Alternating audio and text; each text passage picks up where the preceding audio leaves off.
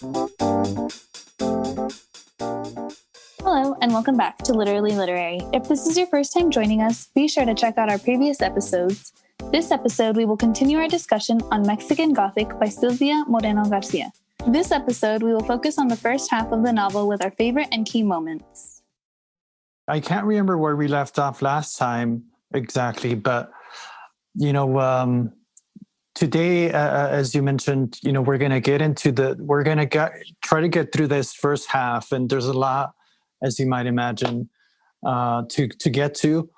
I think one of the things we were talking about pre-show is that Silvia's descriptions are very noteworthy in their illusions and in and of themselves, right? So outside of whatever they might be referencing.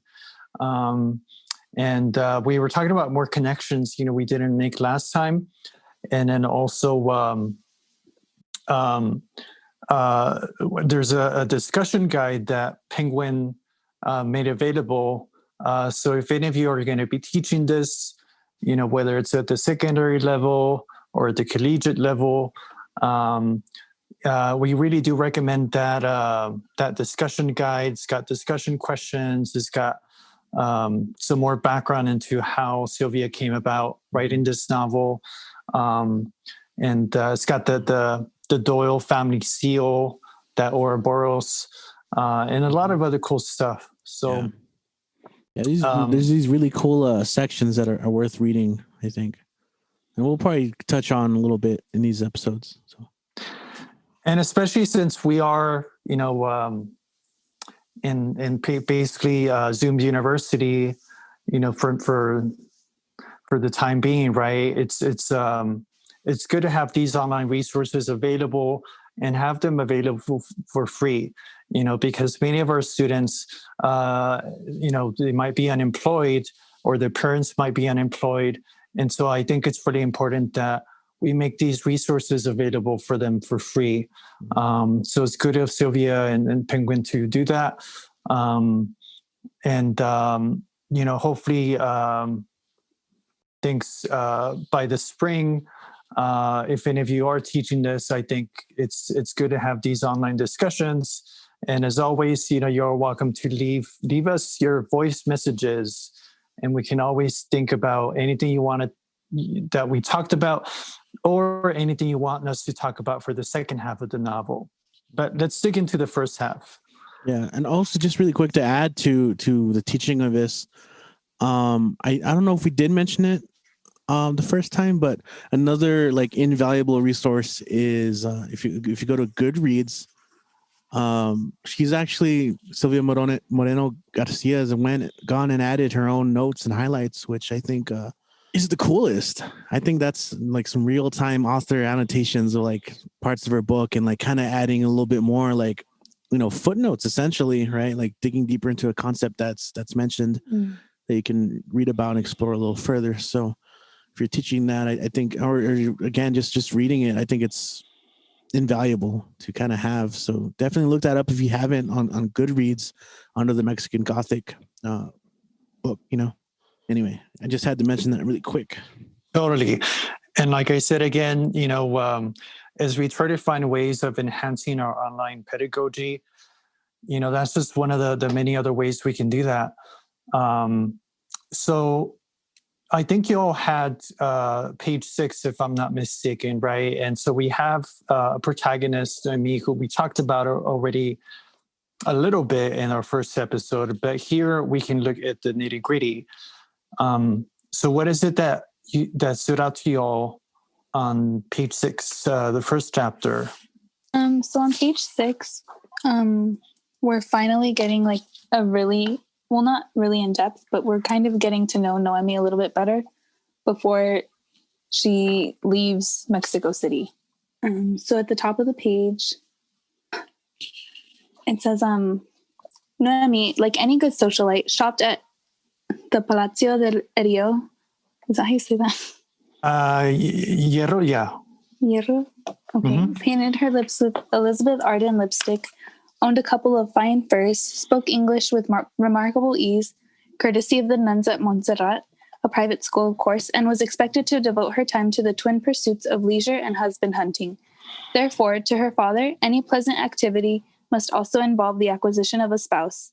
That is, she should never have fun for the sake of having fun, but only as a way to obtain a husband, which would have been fine and well if her father had actually liked Hugo, but Hugo was a mere junior architect and Noemi was expected to aspire higher.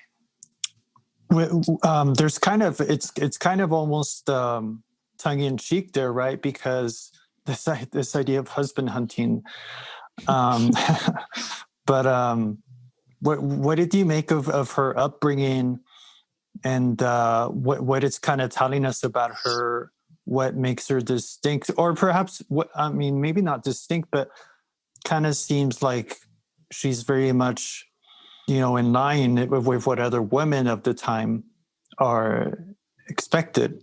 Yeah, I think it really showcases, like, especially the way that women are expected to act, especially during this time period. I think like the 1950s. Mm-hmm. She's just expected to, like, obviously in the 1950s, it had moved further from like women being property, but they were still looked at as not. Like, I guess they were still they were meant to be in the home, I guess, more so domestic, right? The domestic sphere, I guess. Yeah, it's an interesting first discussion not discussion, but first kind of glimpse into Naomi as a character by discussing her background. So, I mean, I think it's also known that she's coming from like a higher social class. Mm-hmm. Money has her family has money, and so there are expectations. And as you said there, I like that section that you read. I highlighted the exact same section, and I think the introduction of her as a good socialite, which you alluded to, is kind of tongue in cheek, right? Like the expectations as a good socialite.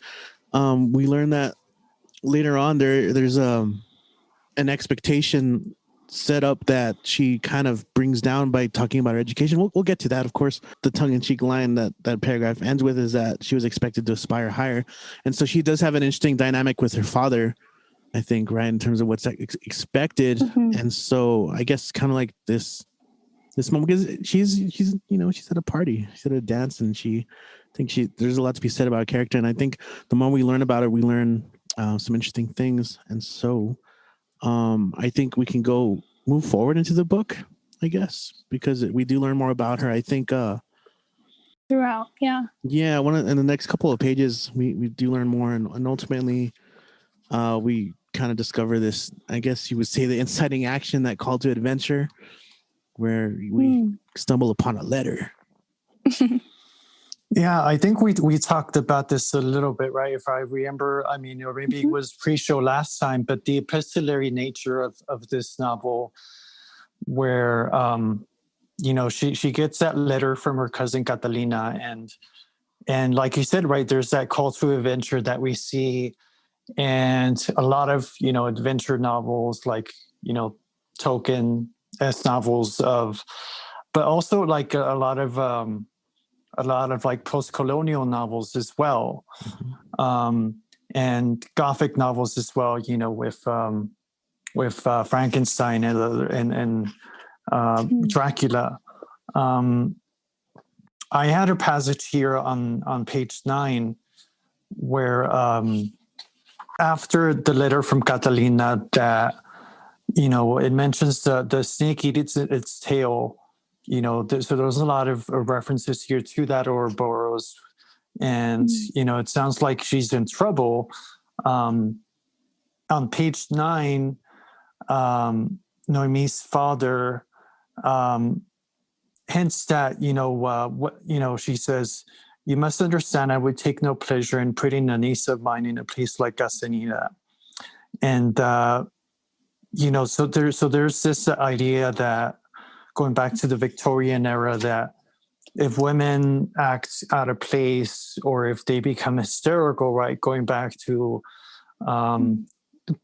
Charlotte Perkins's Yellow Wallpaper, that they're going to be placed in an institution. And I gave my students a list of reasons for admission into an asylum. or I should say a mental institution. And, a lot of them are, of course, spurious, because living in that patriarchal world, they're really just pretextual, right? And so, it goes from everything to like reading a novel to, any other kind of idiosyncratic behavior. Um, but I just thought it was interesting that it's referenced there. There's that reference to, the way that women should be acting, not just in the case of Noemi, but in the case of her cousin. And so it really becomes a kind of tightrope for both Catalina and Noemi, because living in the man's world means that, if they do act out of place, it's not a doctor they're going to be with, at their own home with home care. It's going to be at an institution, simply because the husband or whoever decides this that way.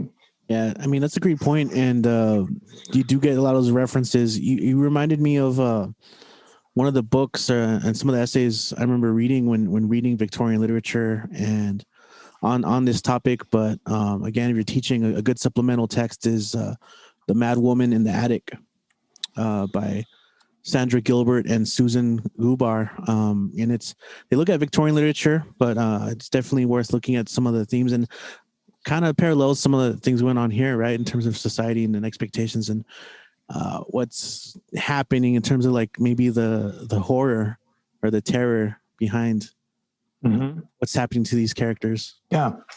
Cool. What else did you all have from the first chapter? My next one was on page 13. Same. And I think I thought you guys had one on 11. Do you have one on 11? I had one on 11, but I mean, right. Okay. It's all kind of a thread, at least as far as mine. On 11, we learned again more about Noemi and the fact that she does have a stubborn quality about her nature, as at least that's how her father says it. Which I think we just kind of learned that, she's not just in relationships, but like even in schooling, and I think that's also talked about. I don't want to step on your toes there with on your page, but just learn a little more about her, where she's at right now before her father's deciding that she's essentially going to be the one to go get, investigate essentially what is going on with her cousin and this mysterious husband that she has and the family and just look into this letter and see if it's worth seeing if she can do anything about it. And so yeah, I guess we can go on to your quote now. Okay. Well, mine kind of ties into the things that we've been talking about earlier in the episode. So this paragraph, that's the first full paragraph on page 13. And it talks about Catalina, and it kind of tries to justify why she might be acting this way. Before Noemi is trying to justify why Catalina might be acting this way before she's actually gone out there and seen her. So it says, Catalina had been struck by calamity on several occasions. First, the death of her father, followed by her mother's remarriage to a stepfather who often had her in tears. Catalina's mother had passed away a couple of years later, and the girl had moved into Noemi's household. The stepfather had already left by then. Despite the warm embrace of the Taboadas, these deaths had deeply affected her. Later, as a young woman, there had been her broken engagement, which caused much strife and hurt feelings. So obviously in this paragraph, you kind of see that Catalina's been through a lot in the past couple of years. So Noemi's kind of using these events in her life to kind of explain why she might be losing it, kind of, in a sense. Yeah, and I had that page 2 as well, because in the paragraph right after, we also learned that not only is Noemi's father dictating the life for Noemi of you have to marry the right man, it can't just be quote unquote a junior architect, right? But here it's apparent also, and it reminded me of Rosa Emily, that Noemi's father was also dictating Catalina's lifestyle. And so we're told that like he was chasing away these quarters, right? Like if it was, like if he was Odysseus's wife, after Odysseus left or whatever. And so, it's kind of interesting in terms of the setting because, like we were talking about, it's the 1950s. In Mexico, women earned the right to vote. I had looked up in 1953, so women didn't have a voice, and it's not that long ago, right? You mentioned, Richie, the Victorian period, but, this was in the 1950s, right? So, 70 decades ago is not that long. And it shows that for both Catalina and for Noemi, I think for in the case of Noemi, at least she's being allowed to go to school, and so she has that interest in anthropology. And, what you mentioned, Richie, earlier, that, she was very stubborn. And I think it's good that like she's being supported in this way, at least, because it says here on page 12 that she wants to study beyond graduation, right? So she wants to pursue a master's. So I think that kind of lends itself to the kind of attitude Nomi is going to need. She's very persistent, and anthropology in and of itself, the study of human culture, is something that, is going to be quite relevant, of course, as we're going to see with what she finds out about the Doyles. Yeah, I have one in 19, but I don't know if you all had one before that. No. 15. Oh, okay. Yeah, I mean, so we talked about this a little bit in the pre-show discussion.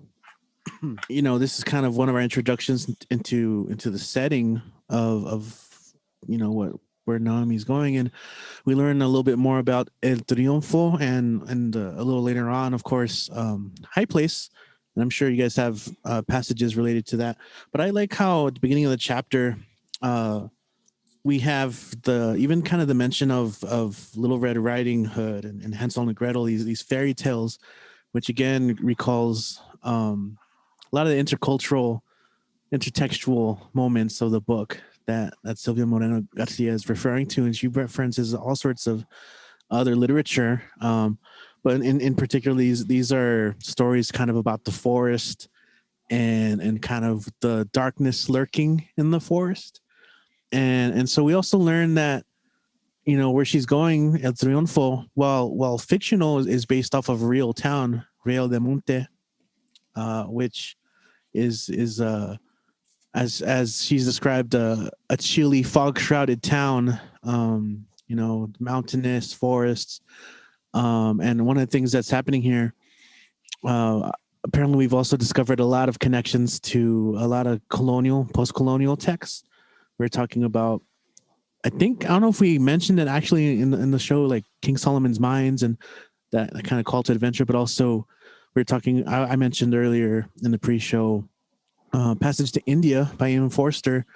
And, ultimately what I remember from that book is that there's a discussion to be had about the fact that, in Passage to India, India is a concept, for a lot of people, there's a flat perception of it. And we realize there's not one India. And that's what I think is happening here, is we're being told there's not one Mexico, and there's different types of terrains.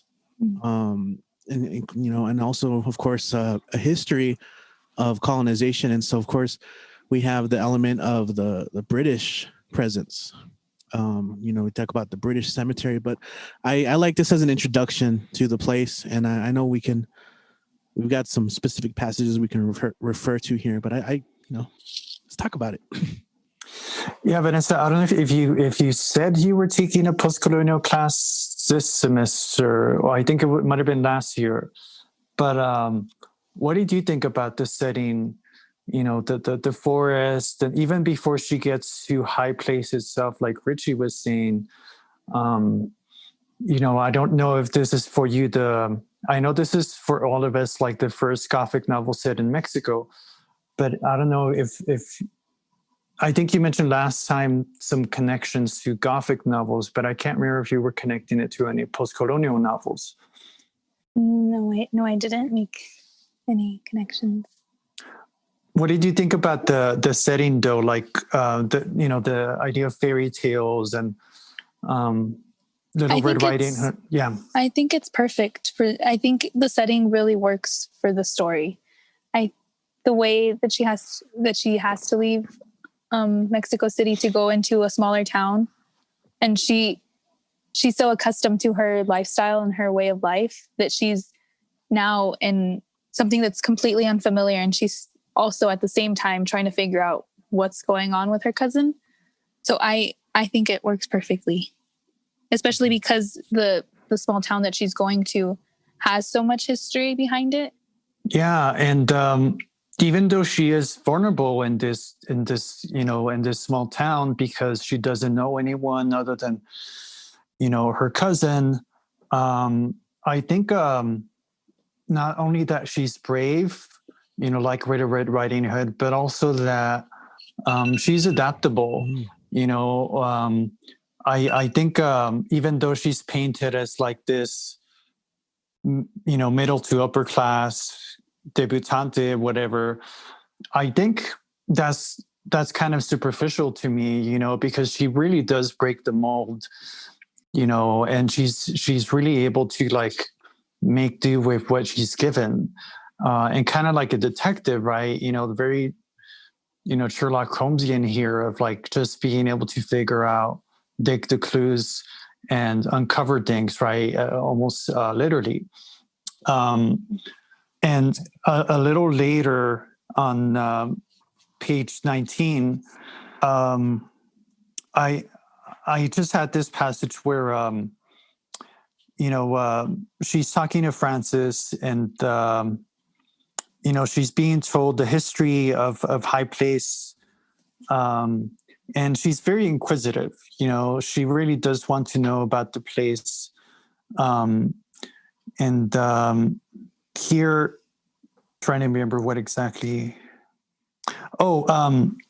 Just like you were saying, Richie, that it brings up the British colonization here. It says here, I am Francis speaking. I might as well tell you, we don't speak Spanish at High Place. My great uncle doesn't know a word of it. Virgil fares poorly, and my mother wouldn't ever attempt to stitch a sentence together. So I like how right away there's these rules that are established for Noemi, as like a way of how she's going to have to adjust. And later on, we come to know there's other things that make this almost literally like British land, and I mean quite literally, right? British land on Mexican territory, placed on top of it. So I think you mentioned, Richie, pre-show that Silvia would have titled this post-colonial Gothic, right? And here, we clearly get a sense of that, right? And I forget who it was who said that post-colonial fiction and post-colonial studies, that a lot of consent is established through language, right? Not through like the sword, and military power, but just establishing what language and policing what language it is that you speak with others.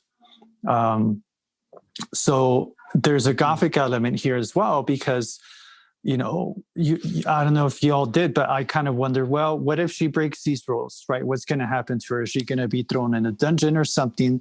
What makes this Gothic more so than post-colonial? Right. There's this tension, because at the onset, as we've already discussed, Noemi is established as kind of the character who would fight against these rules, like that are kind of being set up.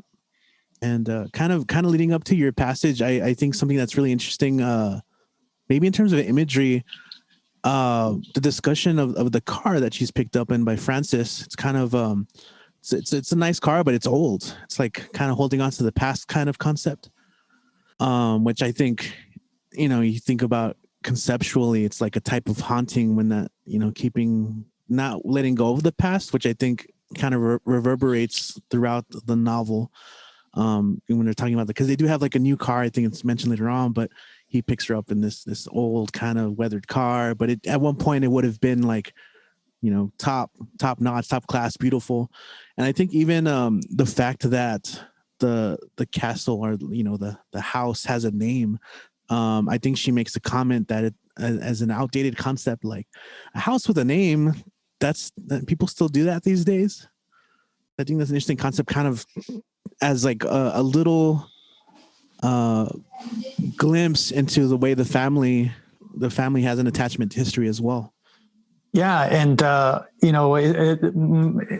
very literally here, High Place is established as like a place that is off limits to everyone else, because even for the workers who were there, they don't even get to be buried there, and so it's very much like zoned off, right? And in a way, it kind of reminds me of works we've seen, contemporary works we've seen with that feature gentrification.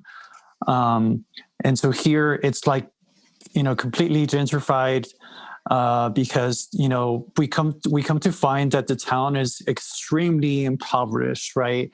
Like they're, they have like one doctor and the healer, Marta, but everyone else is very poor. We come to find that there's a priest who has to collect alms for the people, so it's horrible, the conditions that the town is actually living in. And then we have like these British people, right, who have this, extremely luxurious lifestyle, even if their car is very much showing its age, right? It's kind of like this relic of a time when, they would be able to have slaves, right, in the Victorian era. Mm. And I think, Richie, you had that line on 23, right, where she's talking to Florence, and kind of what you hinted at right now of that rebellion in her, that rebellious spirit in her.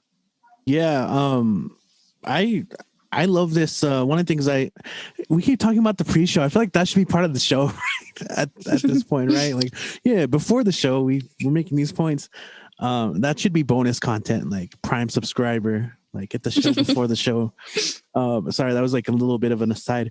So 23, something I really love are these descriptions of characters like that aren't necessarily, it's about their character, like their, how do I put this? Not like obviously not their physical description, but more of who they are like as a person.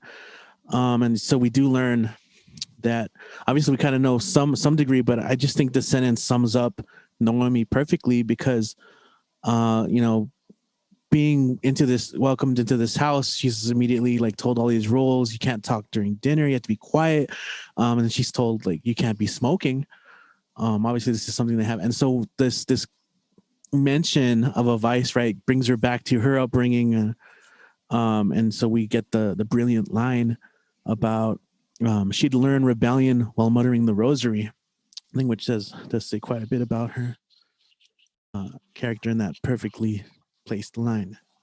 And I actually did our conversation is heading in that different direction, but on 20 and 21 I do just want to point out like the way even the house is described and again very like in your face.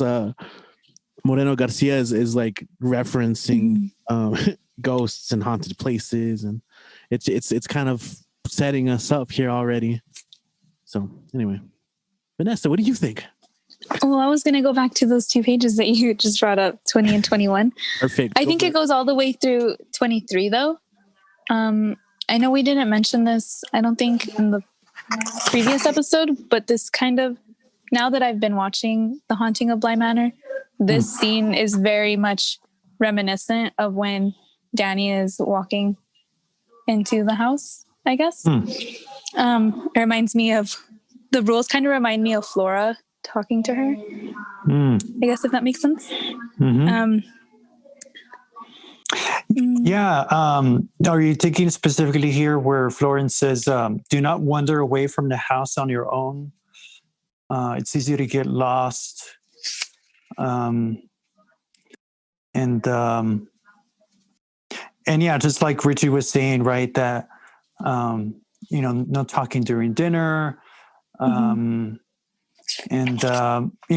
we do get a sense of like, there's something going on here that, we, from the perspective of Noemi, just are not privy to, right? And they're not, Florence isn't being forthcoming. Just like you mentioned in, Haunting of Bly Manor. I think also the paragraph on 22 describing the hallway and the different portraits and the different people. Looking back at this page now, it really does foreshadow what's going to happen, like the history of the family, I think. All right, about them being indistinguishable. Yeah, they're all the same. All of them are the same. Vampires. I'm just kidding. I think I did that last time. It's a joke, guys. It's a joke. No spoilers. Nice. Well, I didn't have one till 38. If y'all had anything in between, but y'all probably have that 38 too. I had 30. Okay. Vanessa? Mine was 34. Okay. So yeah, just really quick. I think it's a concept that we did talk about in part 1, but we have this dinner scene, and we're introduced to the head of the household, Howard, and I believe we also did talk about why he's named Howard, after Howard H.P. Lovecraft. But it's at this dinner where even though conversation is kind of not welcome, Howard, of course, initiates the conversation once he finds out that Naomi is studying anthropology. And so it's a perfect segue to talk about eugenics. So he kind of starts Perfectly talking normal about the conversation topic, yeah, right? just casual. So what do you think about the mixing of inferior and superior races? So definitely some bells start, some red flags start waving furiously during this conversation. But it's definitely a peek insight into, Howard here. And I'm actually surprised. I think in part 1, we really did not mention or talk about Howard much at all. But, obviously this is a heavy hitting force. And I think it speaks to, again, the dilapidated condition of the house. And like I said, the cars that they drive, there's these kind of outdated ideas that the family still clings on to that's kind of represented. So like they're all kind of connected in that way. But that's kind of one of the things that I picked up in this chapter.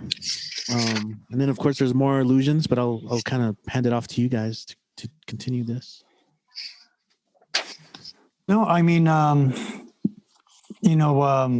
page 29 as well, speaking of that eugenic conversation, and again, just like I had to look up the name, of course, Tom Buchanan and Great Gatsby, talking casually, about the white race, right?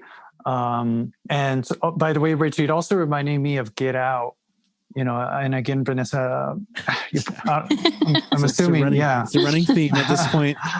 I'll get to it. The semester's almost over, guys. Okay. Is that same kind of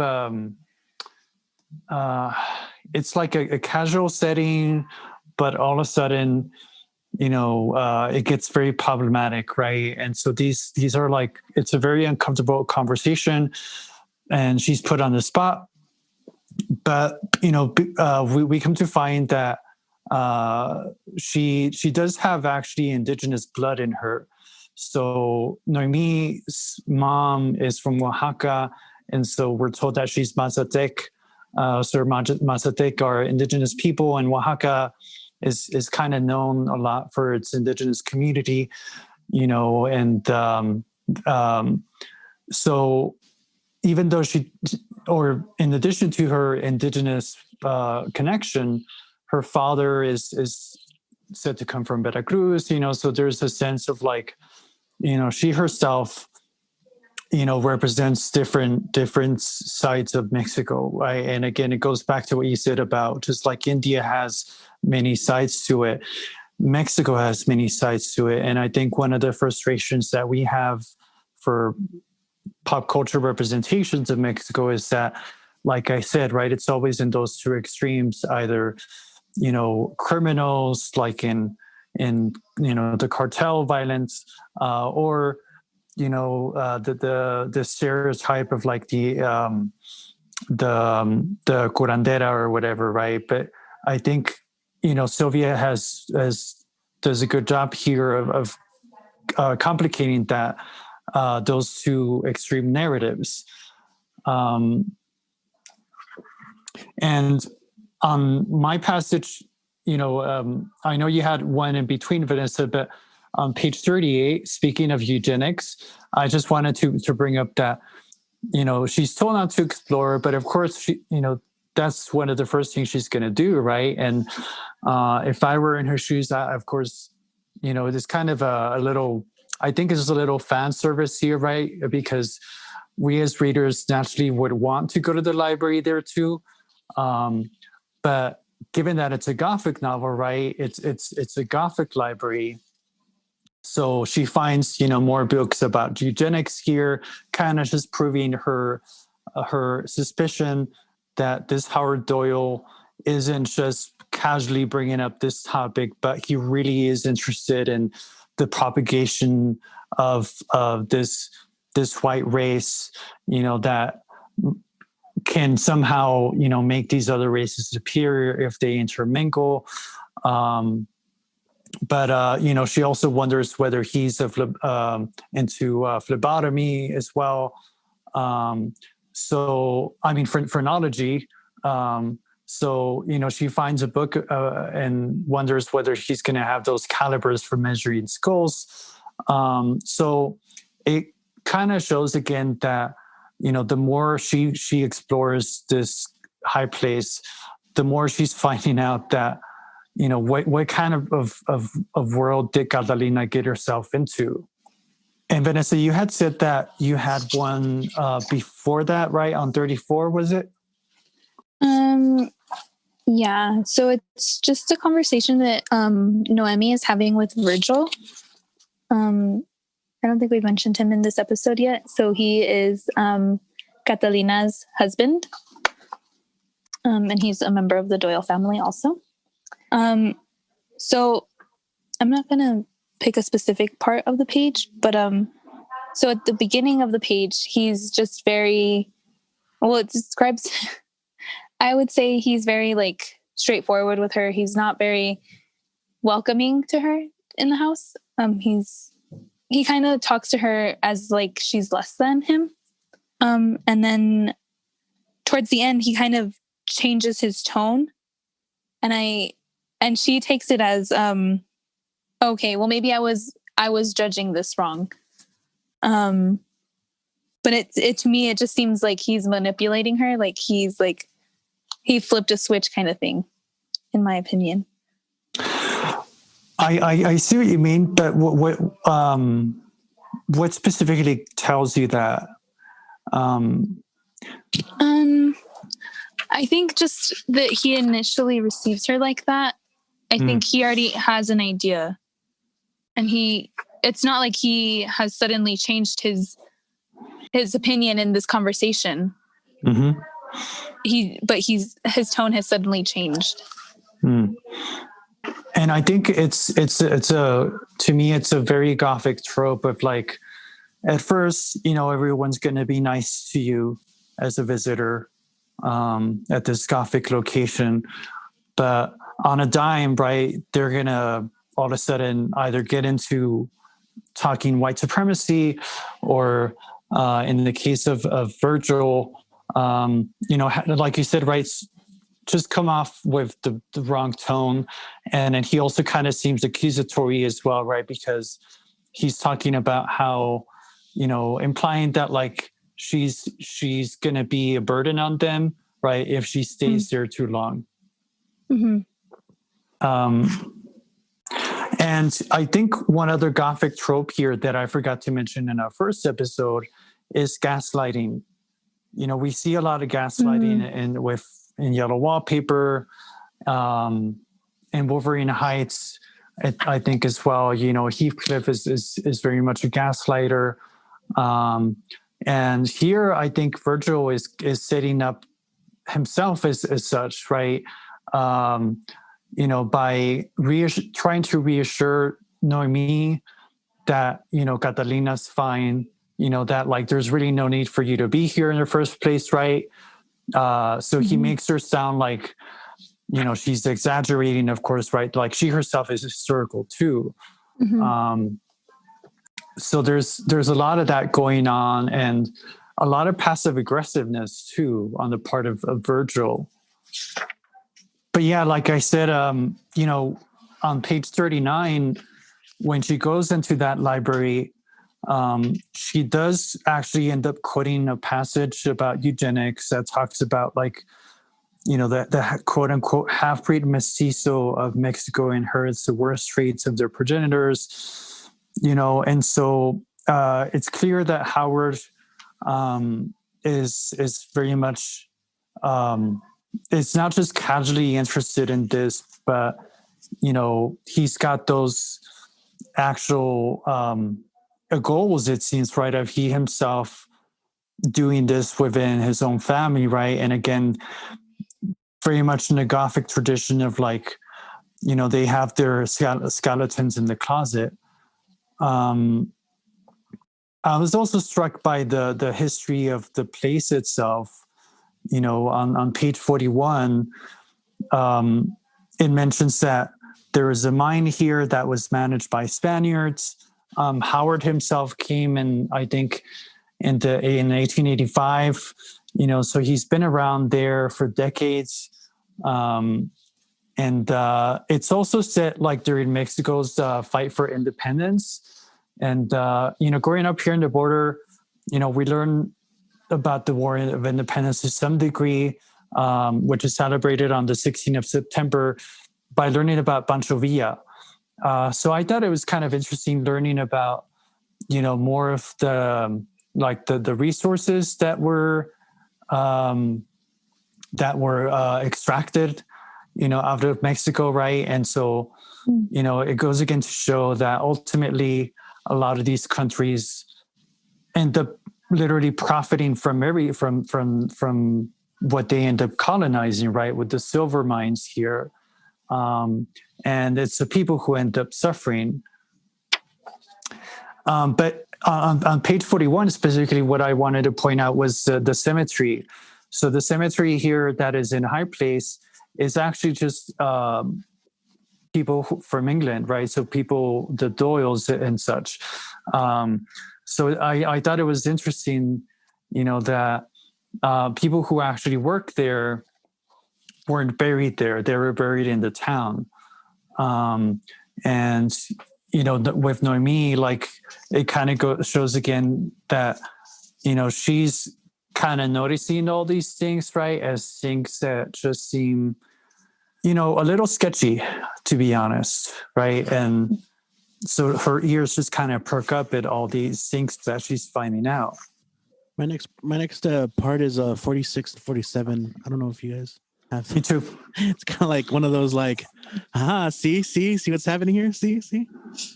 Also, like definitely Silvia showing off her knowledge, right? Her chemistry, but also again harkening back to like Victorians.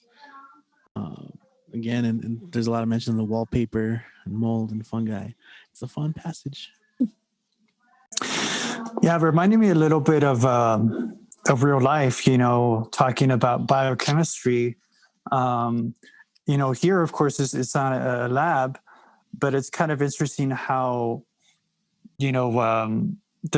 she starts seeing it in the wallpaper, and, in the yellow wallpaper, we, of course, can speculate, because we have an unreliable narrator. But here in this case, Noemi does have that background, right, where she is able to kind of know a little bit about, the oxide or whatever it is, right? And she figures that, these are toxic substances, right? And so the place itself is terrifying, both because of Howard's white supremacy, but it's also terrifying apparently because it could be literally toxic to her. Yeah, definitely like that section, especially I think again, kind of setting up thematically. Like, I like how her casual reading that she brought with her is a copy of a book called Witchcraft, Oracles, and Magic Among the Zande. That's a cool tie-in as well. Yeah, I think it again shows her inquisitive nature, right? And I forget who it is who sees it, and I think the narrator mentions that Catalina does not like this book, right? Because she kind of sees down on witchcraft as like black magic, right? Or like something that is not proper. So it's an interesting foil to Noemi, of course, because she is that open-minded where she is able to think about this seriously and consider whether this is something that she could benefit from. I didn't have one until page 80. So I don't know about you all before that. Yeah, I had 48 and 49. Yes. Yes, awesome. Me too. Vanessa, take it away. So this is the beginning of chapter 5. This is the first time that Noemi is allowed to see Catalina in her room. So they're kind of just catching up. And it gets towards the middle of 49. Noemi asks Catalina, "Oh, like, what have you been up to?" And Catalina's kind of expression changes. So now she's talking about the house, and she says the house is taking up her time. And she kind of describes the house as being damp and cold. And it's interesting to see that shift in her character, because they're talking about Noemi going to school, and then it kind of switches, and it's not this happy time anymore. Okay. And Richie, what were you going to say to add to that? Yeah, I like what you said there, Vanessa. I mean, again, like kind of the just like the other chapters, you get very heavy-handed literary allusions. One to Wuthering Heights, which we've already mentioned several times. But when seeing Catalina for the first time, she's reminded of Ophelia. In particular, that painting where she's, I forget who it's by, but I mean we're referencing from Shakespeare's Hamlet, and again thinking about madness. That's kind of one of the tragedies in that play is Ophelia, who's driven to madness and leads to her drowning. And so I guess being compared to Ophelia in this way is not good, right? It's also the point, we talked about how this has been picked up to be turned into a series on Hulu. This would be the part in the series where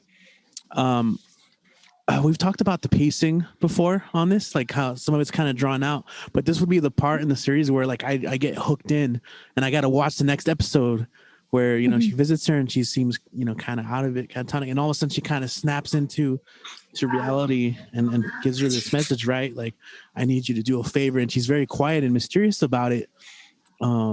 So I definitely like these 2 pages back to back. And I think I also mentioned pre-show, the famous pre-show, that I really loved the description of Catalina here. Again, not physical appearance, but as a creature of size and phrases as delicate as lace.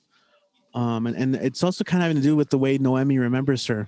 And that's, I think in part 1, you talked about this, Vanessa, as a theme is memory, memories. Mm-hmm. And so there is definitely a clash between the Catalina that Noemi remembers and the one she's seeing now. And so, these 2 pages are pretty cool in all these things that are being brought up. And then, just I guess the whole mystery of it. This part I think it starts to become really compelling into that Gothic element where Catalina confides in her, kind of almost snaps out of it and talks about the wall speaking to her, and they're ghosts, they're real, and at this point I am hooked. And I think I mentioned I read this in one reading, in one sitting. So I was like, okay, I'm not going to stop till it's done. And it paid off. And to kind of end that thought, I think on page 51, I'd already kind of been talking about the house itself and everything around it just kind of being old. They had mentioned, it actually does say on page 51 that High Place had been stuck in time. So, yeah. And the doctor too, right? So Dr. Cummins comes in here. Their personal doctor. Yeah. And, just like John as a physician, Dr. Cummins as a physician is kind of another master gaslighter here too, right? Because, she tries to reassure Noemi that, TB has these kinds of symptoms that she sees, right? Depression, the deliriousness, and other things. So him and Virgil kind of gang up on her, right? Because, just like you said, Vanessa, she sold something that, is very out of place, right? And is very disturbing. But, to have like these two men of reason, quote unquote, reassure her, it kind of, to some degree, does make the reader wonder, is she really imagining that, right? So in some sense, we are kind of gaslighted too. Yeah, definitely. And I'm glad you mentioned that, because we did not mention that all in part one at all, that aspect of gaslighting. I don't know, did you have anything else from this chapter, Vanessa? My next one is on 55. Oh, okay, cool. Mine's after that, 56. 57. Okay. Well, yeah. Well, mine's. Yeah, I guess. Okay. So another theme that we talked about in the first episode was dreams. And I think this is one of the first ones. So on page 55, it says, that night she dreamed that a golden flower sprouted from the walls in her room. Only it wasn't. She didn't think it a flower. It had tendrils. It wasn't a vine. And next to the not flower rose 100 other tiny golden forms. I'm going to stop there because I don't want to give too much away. But the rest, it follows with the rest of her dream. I don't know if you want to get into it, because you were going to talk about page 56, and I think that's the most of it. I mean, I like it as a chapter overall, kind of the bookend of it, because you start with Ophelia and that kind of connection to madness, and here it is where she's having her dream, and it's a pretty terrifying dream. I mean, depending on the strength of your imagination, I would definitely not want to experience that, what she experiences in her dream. And of course, when she wakes up, she's like, was that real? And of course, you have, again, the strong allusion to yellow wallpaper, right? Where she, I put a big check mark in my book right here, like, oh, okay, I see. Where it says, nevertheless, she had an impulse to rise and run her hands against the wall, as if to make sure there was nothing strange lurking behind the wallpaper. So, I mean, I just, from beginning to end, I'm like, okay, I like what this chapter is doing and setting things up thematically, illusion wise, character wise. Yeah. Mm-hmm. The first dream, right? Of many. Yes. And it is this other Gothic trope of dreaming, and when the character first spends the night, what's going to happen at night, right? What's going to happen under moonlight?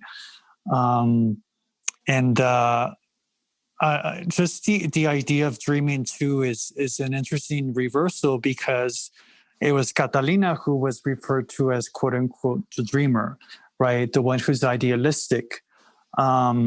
and Noemi was kind of portrayed as the one who was realistic.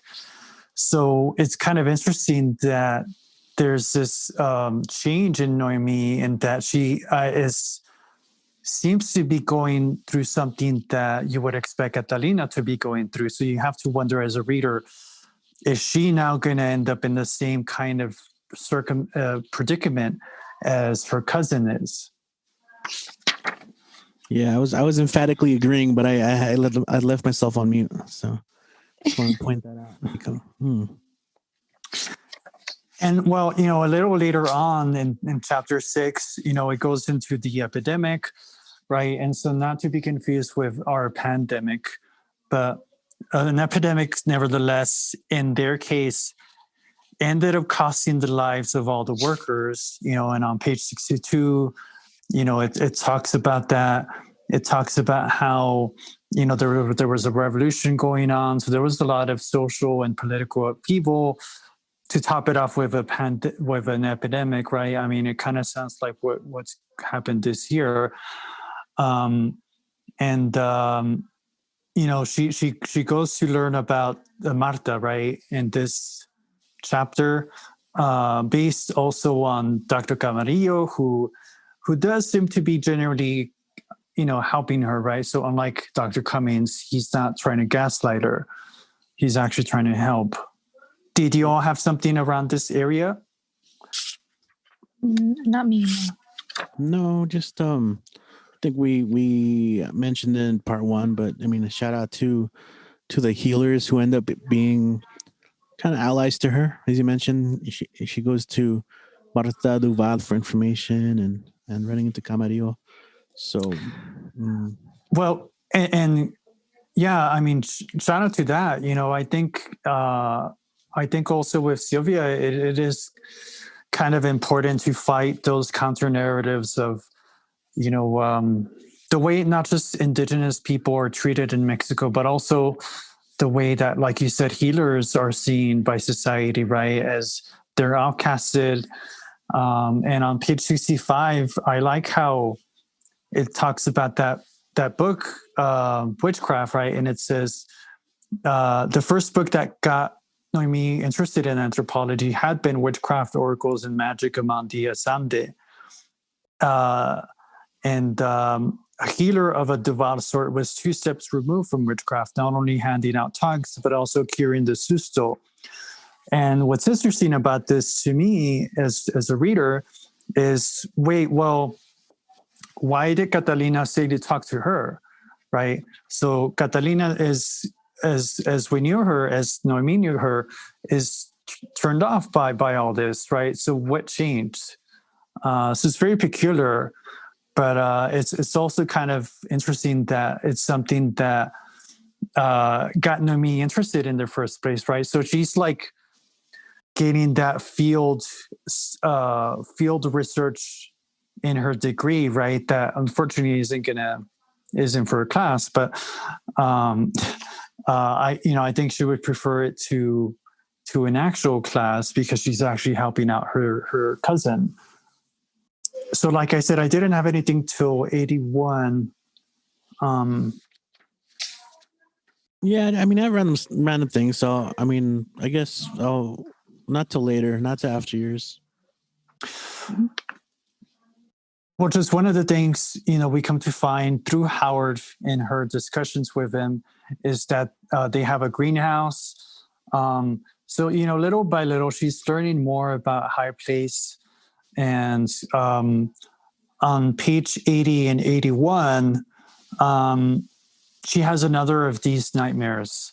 So in the first one that you talked about, Vanessa, it was, it had those dark undertones, but without spoiling it, I think it was still kind of a little ambiguous. Here in the one in 80 and 81, it gets a lot darker because, to us as readers, we really do start to wonder by the time we get the second one, whether she's actually dreaming this or not, and so, I don't know if you all want to get into the actual dream without spoiling it, but I thought it was interesting how you know it turns out to be Virgil, right? So Virgil comes in and tells her to open her eyes, and it's just, of course, a very creepy, sickening moment. And on 81, we're told that the narrator tells us, rather, she must want this to be taken in the dark without preamble or apology. And once again, Virgil says, "Open your eyes," and she did, and woke up to discover she was very cold. She kicked the covers away. Naomi pressed both hands against her chest, feeling the rapid beating of her heart. She ran a hand down the front of her nightdress. All the buttons were firmly in place, and so while you might be, readers might be comforted by that, of course, the next line says, "Of course they would be." So we're kind of left with this image of, well, did Virgil end up raping her, or was it really just all a nightmare? The evidence seems to have been covered up, right? But of course, that's what you would expect to happen. So it's going to bring up an interesting kind of way of discussing it without discussing it, right? Because it's that idea of like you don't want to right away accuse Virgil of this, right? But at the same time, as this kind of detective that she is, she's gonna see if maybe this really did happen or not. I also think that this is one of the this is the first time that we see the phrase "open your eyes," and I think that repetition is something that's very big in this book. So this is the first time we see it, but it does occur later on throughout. And it almost has that like Gothic incantation to it, right? Of opening your eyes. I think it kind of has that feeling of like, in the Gothic, right? A lot of it is things that go bump in the night that the character does not want to encounter. But of course, opening your eyes requires you to encounter it, right? So it's that encounter with the uncanny that we as readers, and of course, me, are going to have to encounter, even if they don't want to. I didn't have one until after that on page 99. So I don't know if y'all had one in between. Mine's 84 and 85. I lost my page, but I was muted again. My bad. The whole open your eyes thing, I didn't think about it till right now, but it kind of reminds me of like in a lot of stories that involve Dracula, right? Of kind of summoning, right? Like listen to Children of the Night, kind of being summoned, kind of thing too. Kind of like that mysterious figure that's kind of almost alluring, calling out in the night time. Well, and going into Dracula, right? Dracula is very seductive. And so it kind of brings in that element too of like, we're told that Noemi did have a kind of desire for it, right? But, even then, I think we can question that, because just like with Dracula can hypnotize his victims, right? And so we as readers, given that we're reading a Gothic novel, do wonder whether Virgil has any of these powers. I think supernatural powers, right? Yeah. Just wanted to bring that up. What would you say your next quote was? 84 and 85. Oh, okay. Now mine's after. Okay. So this is another time that Noemi is allowed to see Catalina. And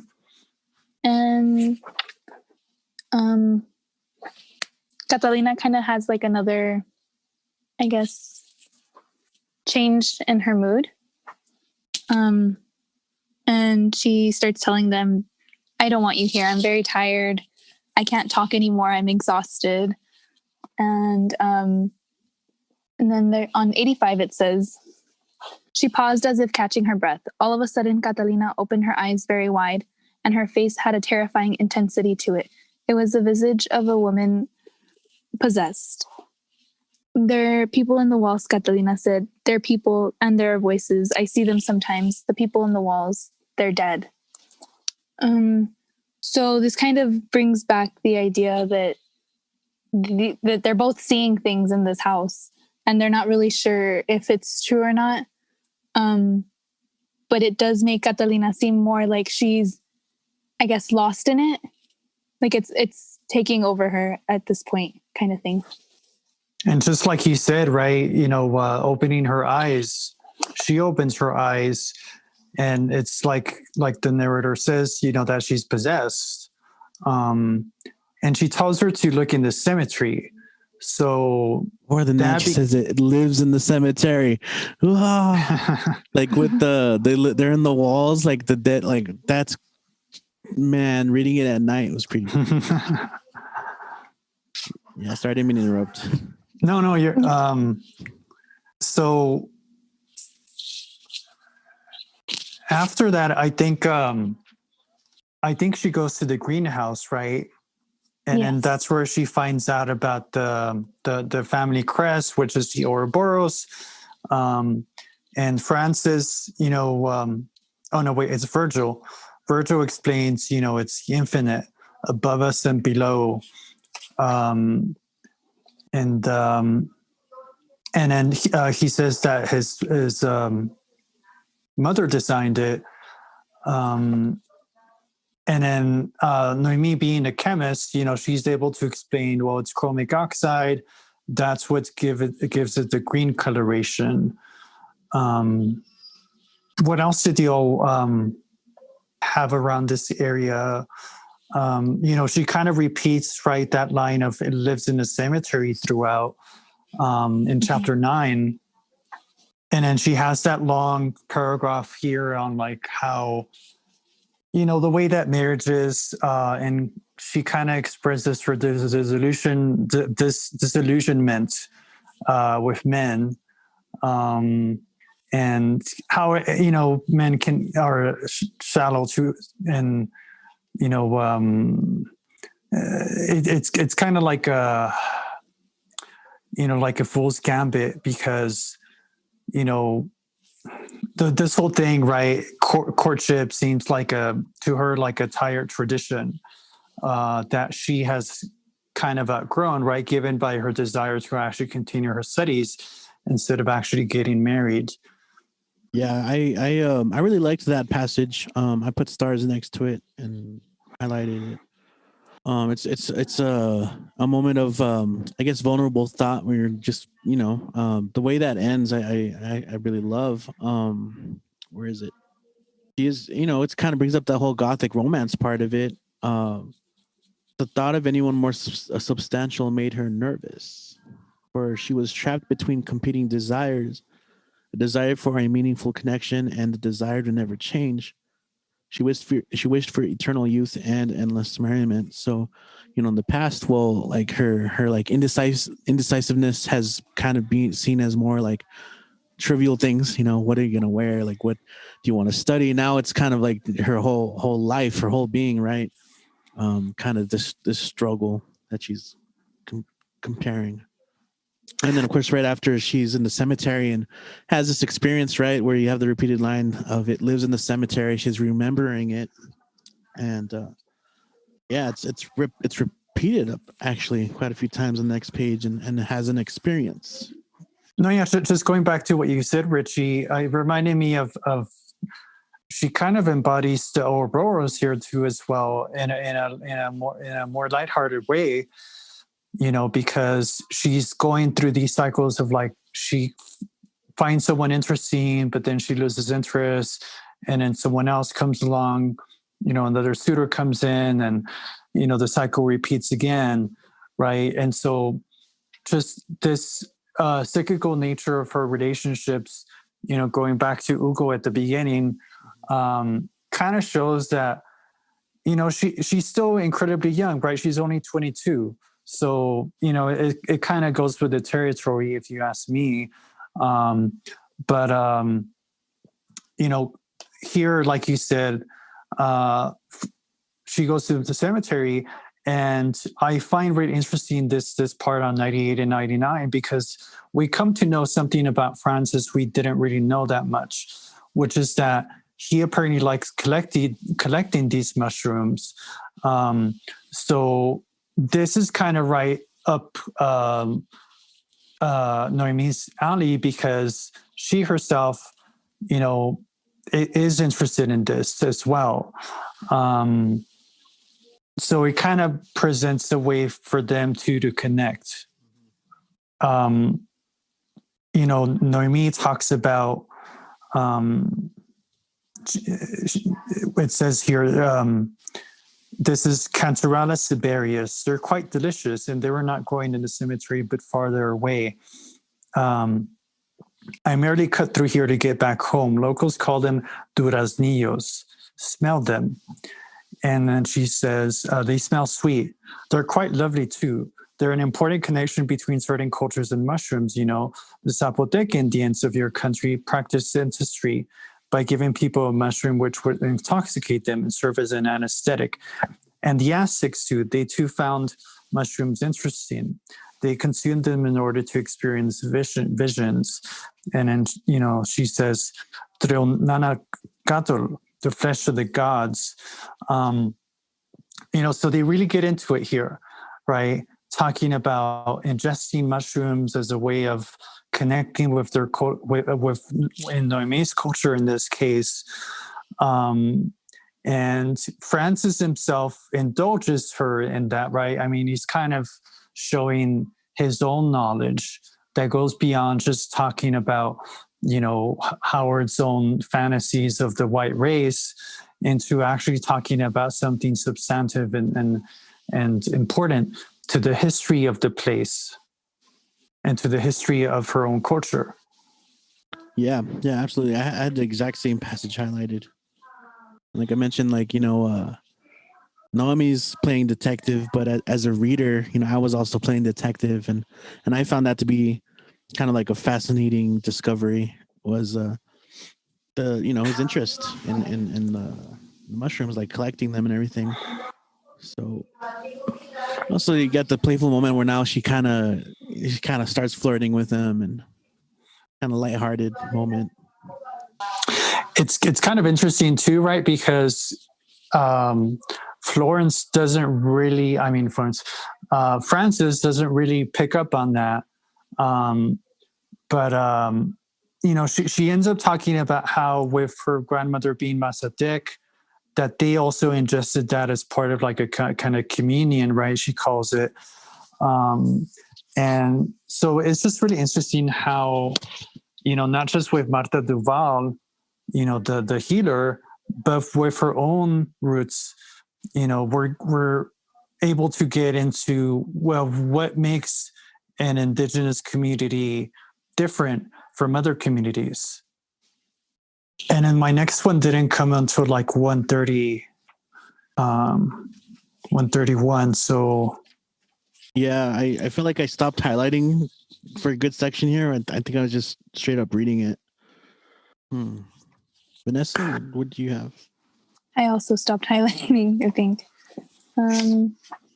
Well, I think here, if I remember correctly, she goes back to Marta, right? So this is the second time. And this is where she gets the remedy. Yes. So this remedy, what turns out to be opium, ends up causing Catalina to suffer a seizure. But before that, on page 131, I just thought it was interesting that Marta, kind of embodying, not just a healer, but also like the wise old woman, she's able to tell her the history of High Place and talk about Ruth, and it turns out that Ruth got involved with Benito himself was a miner, and a miner who was the son of Aurelio. So both Aurelio and Benito went on strike. And so I think it's interesting in terms of workers' rights and the workers' rights movement, the labor movement, of how, from a, like, even this would be interesting to read from a sociological perspective, to talk about how important it is for workers to be treated justly, to be paid and compensated for their work fairly. And in the case of Benito here, so he's just banished, because he's involved with someone of the family, right? But because of that, the consequences that Ruth ends up committing murder here, right? And so we're told, once Benito disappeared, she shot her father while he slept because of what he'd done to her lover. But not just her father, she shot her mother and the others. So, Marta ends up saying that the land is cursed, that the air is heavy with death. So we get another big reveal here of what is wrong with High Place, and because of that, I think, it shows that the Doyles themselves have historically been in conflict with the people, that they don't care about the land, the people that they end up employing. And, they themselves have suffered because of that at the hands of Ruth. And so we wonder as well, is Ruth a ghost, right? Is she still there, so to speak? Right. Oof. Yeah, lots of telling things in this chapter. I'm looking at some passages I highlighted a little bit earlier, on 126 and 127, which again is diving into the history of the land. And yeah, I mean, again, thinking about the conflict between the workers, bringing up this idea of mass graves. And again, I think I did mention this previously in this episode and part one of our discussion, when they talk about like the Doyles settling in the land. They wanted to build their house quickly and have a garden, and they even imported soil. Again, that brings me back to like the whole vampire myth of like, I think they do this in Nosferatu, where like they bring soil with them, like their own soil.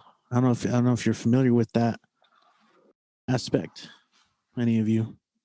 Could you elaborate on that?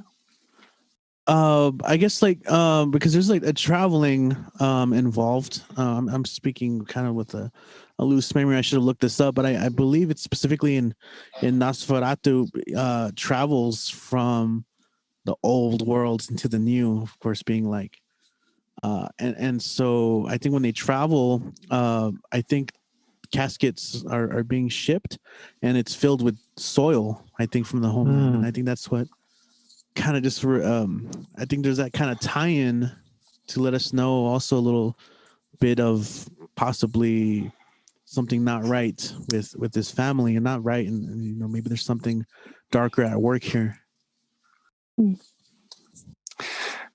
And with the land itself, in this page that you mentioned, Richie, even though some of the locals end up buried in the town proper, Marta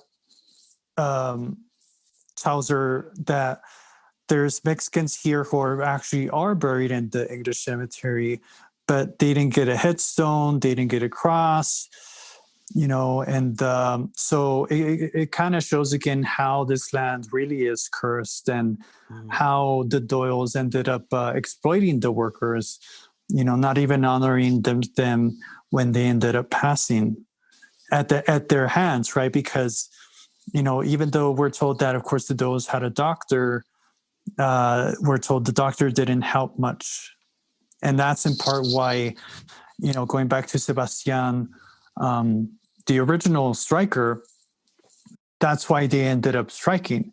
They realized, wait, we're all dying here, right? And of course, it brings to mind like worker protections going on right now that are needed, right? Of like workers being exposed and many of them not getting the hazard pay they deserve, having to face employees who don't want to wear masks because they think it's like it doesn't actually help.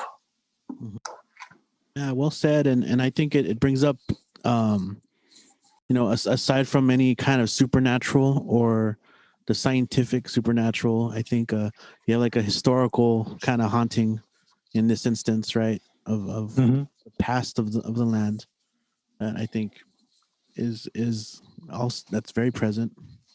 Yeah, I think the desecration is another theme here, right? Of they're desecrating the land by, importing it with British soil, desecrating the people's own memory by not burying them properly, right? These end up being mass graves, right? And it brings to mind, of course, a lot of the femicides that occur in Juarez, where a lot of the women who end up the victims don't get those graves, right? They're just buried in the desert. Going back to our book by Ben Sines, Everything Begins and Ends at the Kentucky Club. At the end here on page 146 and 147, I mentioned that she gives Catalina that remedy, and we as readers expect that that's going to help her, but it turns out that causes a seizure, and because of that. That kind of gives, of course, more backing to Dr. Cummings and the Doyles to accuse Noemi of literally poisoning her, right? So I just found it really interesting here on 146, where it says, you don't know very much, and yet you act as if you know everything, don't you? You're a spoiled brat, and you've hurt my wife, Virgil says, with a brutal finality. He stood up and picked up the glass, setting it up upon the fireplace mantel. She felt twin flames inside her heart, anger and shame. She hated the way he was talking to her, hated this entire conversation, and yet had she not done a foolish thing? Hadn't she earned a reprimand? She didn't know how to reply and felt tears pulling her in her eyes again as she recalled poor Catalina's face. I think there's, of course, an element of gaslighting here that we see very clearly, right? Because now Noemi is really doubting herself, right? And so Virgil kind of has her where he wants her, even though I think he kind of does have a point, right? In causing this seizure and not knowing that, what this might cause in Catalina, trusting Marta. I think the way that Virgil reacts, right, calling her a spoiled brat, right, is of course nothing unlike what Noemi is. She's only trying to help. So I just thought that was a really interesting moment. Of where he really tears down Noemi's self-confidence. Yeah, absolutely. I think even as a reader, I start to feel like, oh, whoa, what's going on? Maybe I'm misjudging things here. Yeah. And we're told that, she ends up feeling like a child, which is of course very, very reminiscent of the woman in the yellow wallpaper. Because in that one, John, of course, infantilizes her. And so the same thing is happening here with Noemi. So where we leave off here, it does kind of set up, this clash, right, of this folk treatment that doesn't seem to work. So we as readers are kind of left mystified and wondering, well, maybe it is just tuberculosis, right? But at the same time, given Virgil clearly jumped at this opportunity, right? And given that their family crest is a snake, it's very, I mean, it's pretty on the nose, right? That a snake, is going to come at you, not, when you least expect, right? It's going to sneak up on you, right? So he's kind of doing that here. Snake in the grass. So this is where, we'll leave off, this moment of self-reflection for a protagonist.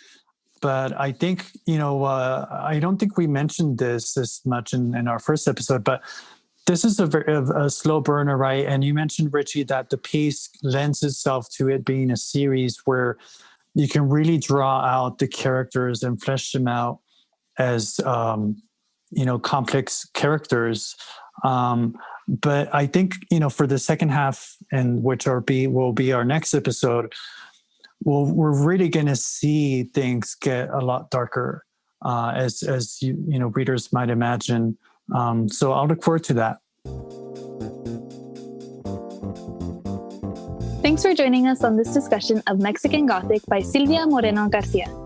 Join us on our next episode as we dive into the second half of the novel. And if you haven't read it, we hope we inspire you to pick up a copy. Follow us on Instagram at literallyliterary.ep and on Twitter at literallylitep.